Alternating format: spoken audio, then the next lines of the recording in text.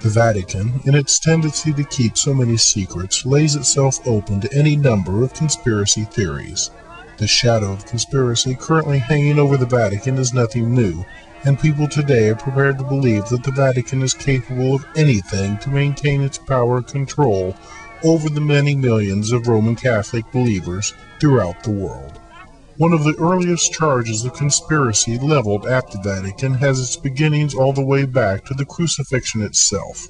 In 1967, a writer named Hugh Schoenfield published a book called The Passover Plot, in which he theorized that Christ did not actually die on the cross, but merely pretended to. What really happened was that Jesus' disciples gave Jesus a drug mixed into wine shortly before the crucifixion that simulated physical death.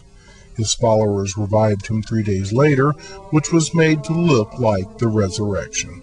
Then in 1982, a book called Holy Blood, Holy Grail was published, this time alleging that whether or not Jesus actually died on the cross, he had still taken Mary Magdalene as a lover and sired a child with her.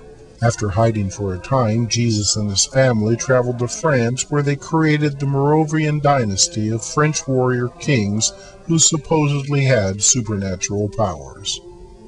In the 8th century, the Pope refused to officially recognize the Merovingians, who then went underground and created several secret societies, including the Knights Templar and the Priory of Sion, in order to protect the royal bloodline of Jesus himself. Now, the Pope's role in the affair is said to go like this. Who would be least served by the fact of Christ's longtime descendants living in the world today?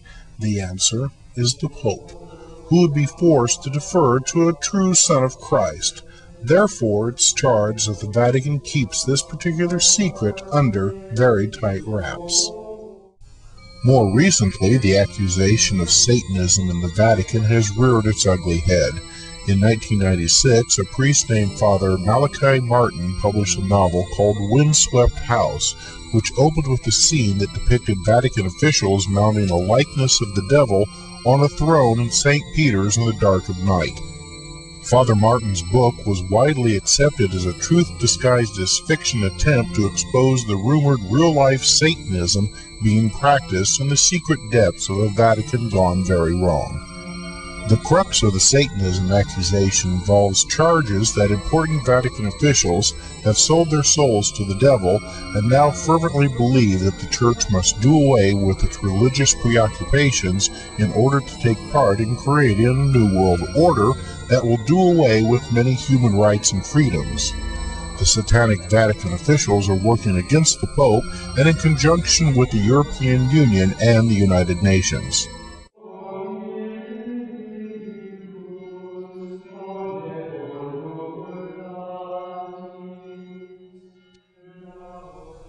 When Pope John Paul II died in 2005, he was greatly mourned throughout the world.